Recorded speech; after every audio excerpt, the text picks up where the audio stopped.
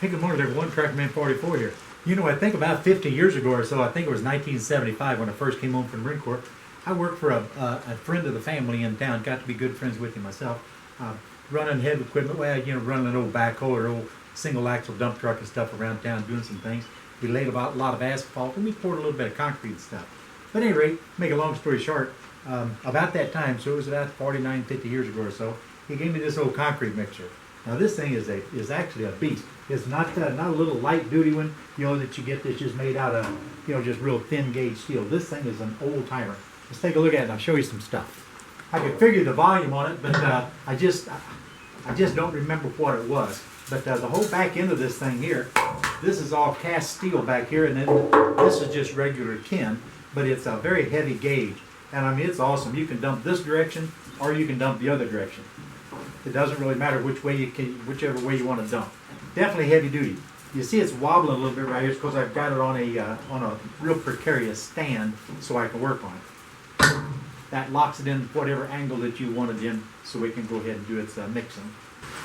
It was a single engine motor, or a single cylinder motor, and if I remember right, an old timer gave it to him and he only wanted the motor off of it, so he gave me the shell of what was left over.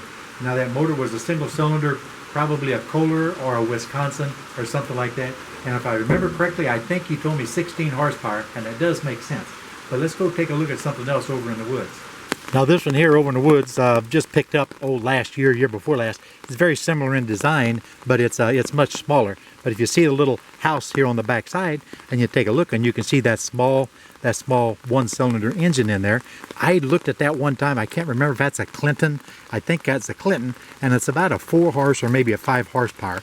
Well, this is obviously a much smaller mixer, so it didn't require the horsepower that bigger one had.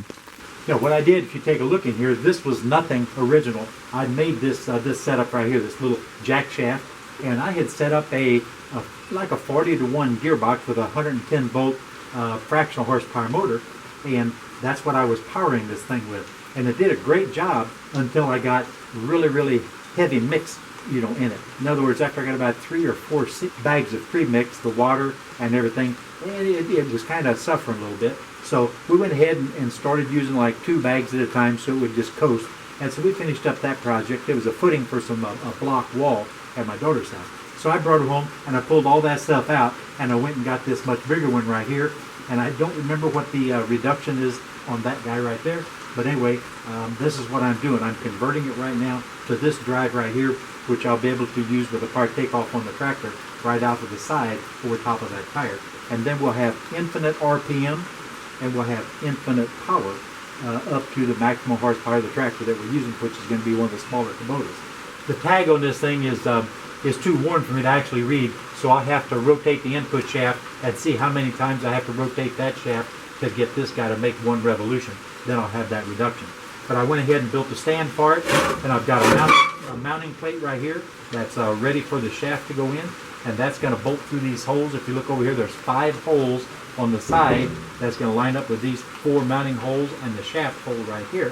And then I'll have a carrier bearing out here if I can find a bearing the size of the shaft I'm going to use, and then a universal joint and telescoping power takeoff shaft to one of the little Kubotas. This is a 10-inch diameter pulley, and I had to bore it out to where it would fit the diameter of this shaft. And so I don't have an easy way to cut a keyway into here, so I drilled and tapped 2 additional set screws. And so I'm going to put one of the set screws right into the keyway, and then I'll mark these 2 over here, and then I'll drill indentions into the shaft, where whenever I slide that on, this will line up with the keyway, these 2 will drill into the indentions, and that's going to give me adequate torque. There won't be that terrible much torque on it, simply because it's only going to be several hundred pounds, less than 1,000 pounds, that it's going to be having to rotate. That's on estimation, by the way. And this is going to insert from the side right through this center hole. And if you see here, I've got 4 spacers. I've taken another shaft and already drilled and cut spacers to where they'll bolt right in between the thin wall of the housing and also the mounting plate. And then to sandwich that all together, I made another thick mounting plate. Both of them are 1/4 inch steel, And this is going to mount on the outside. It's going to slide right over top of the shaft, or the shaft will go right through the center hole. And then these four right here will sandwich this all together to where any stress or strain is going to be taken up by these guys here, and not just this thinner 12 gauge material, maybe 14 gauge material.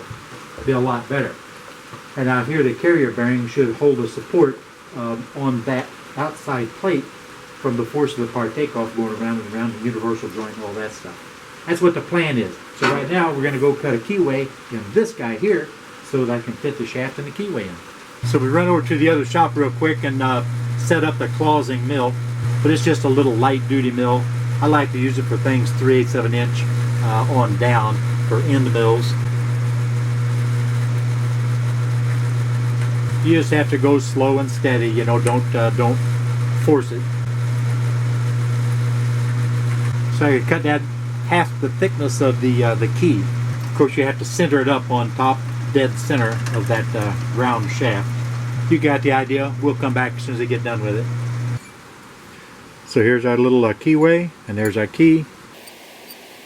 Half the thickness of the keyway, or half the depth is half the thickness of the keyway. Okay, so I came down to check and see what was going on, make sure he was not laying on the floor unconscious. Sleeping, taking a nap.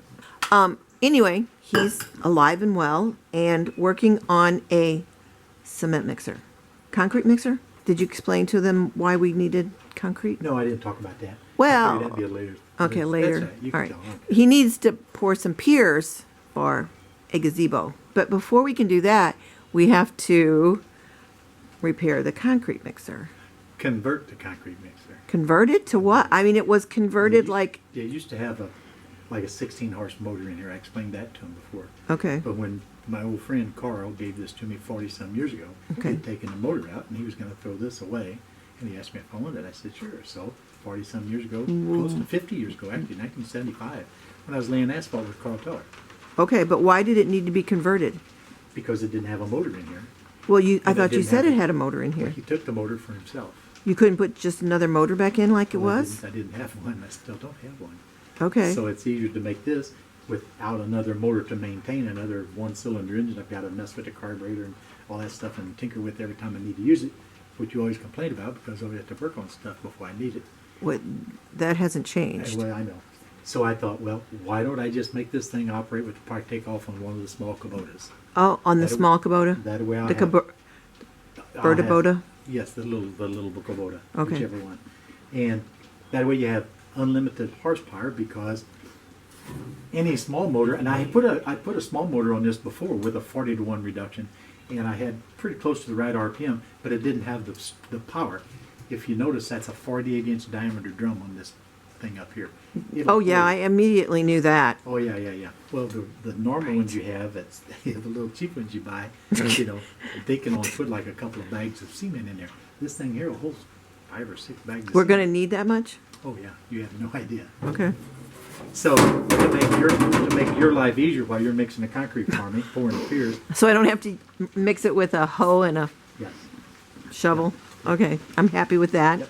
So that's when I decided I needed to operate this with the part takeoff. Well, you can see obviously the shaft sticking out right here.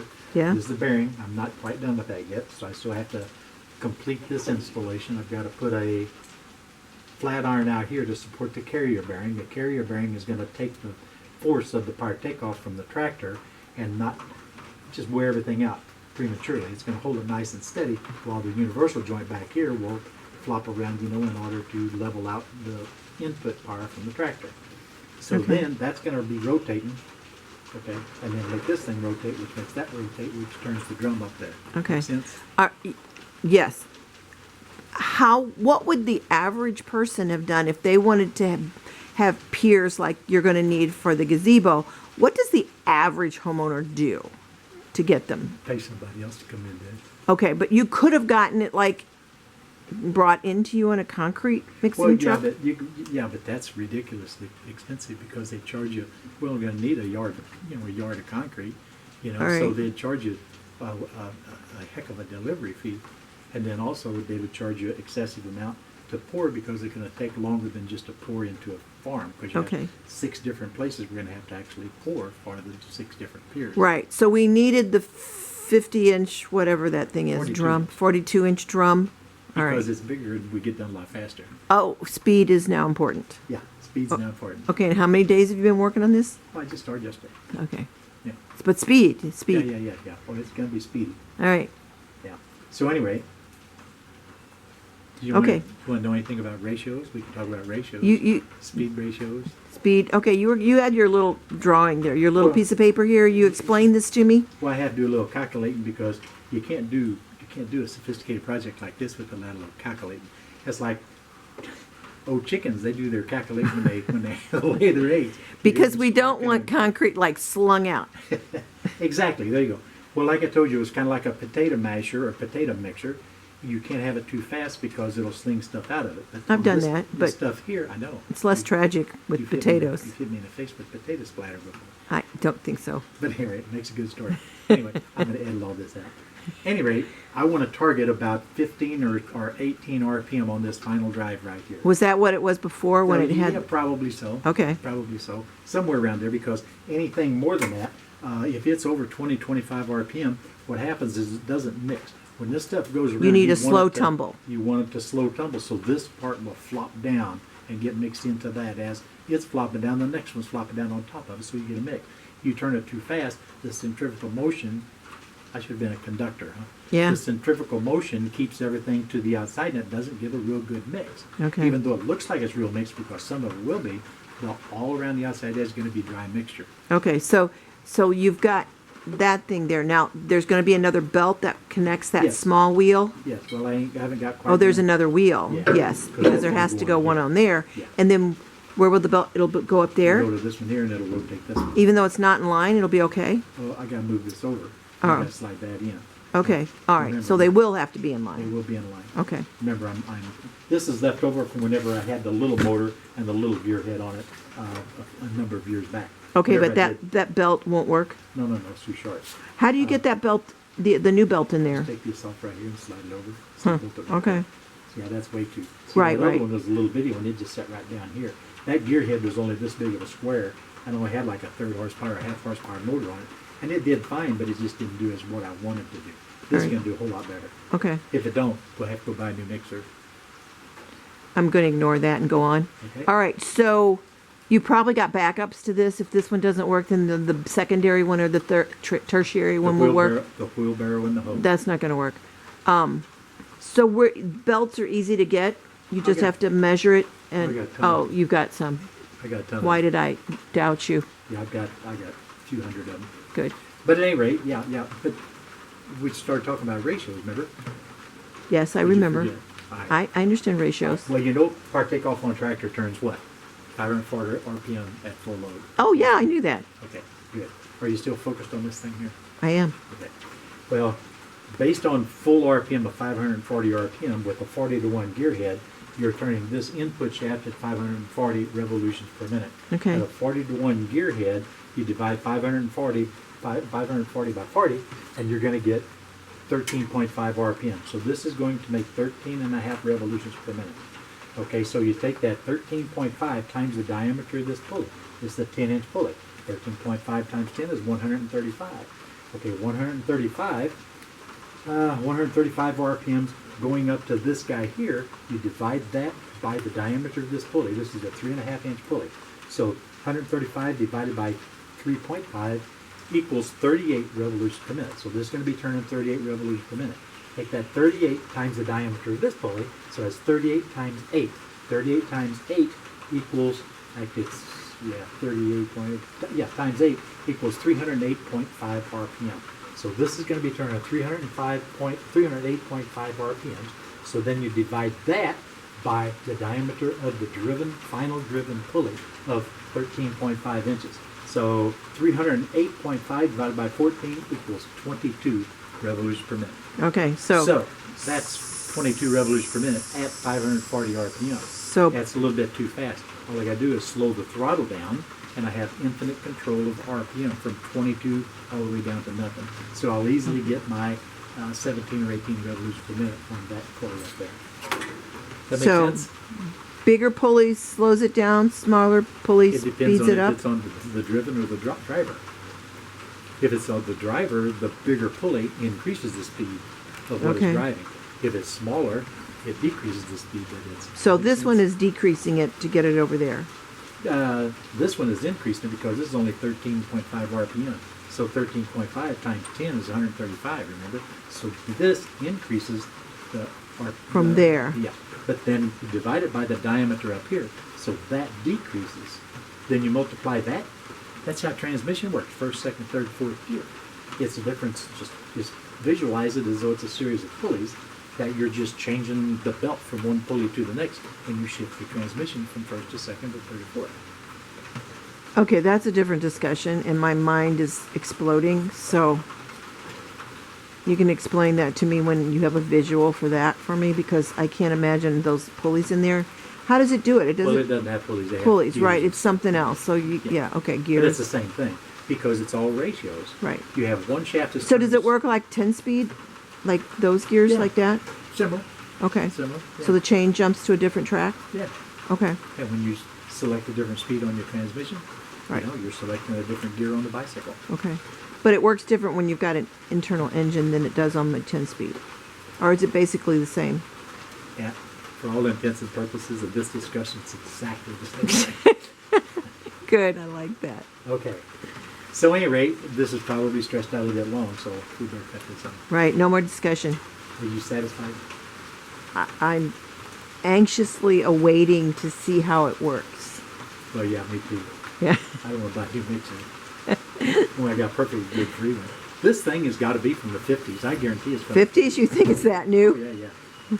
Oh, yeah, I think so. I got another one over in the woods. It's almost like it's a different. Okay. And this one was the better of the two? Oh, yeah, by far That's- better. Okay. I'm going to turn this off.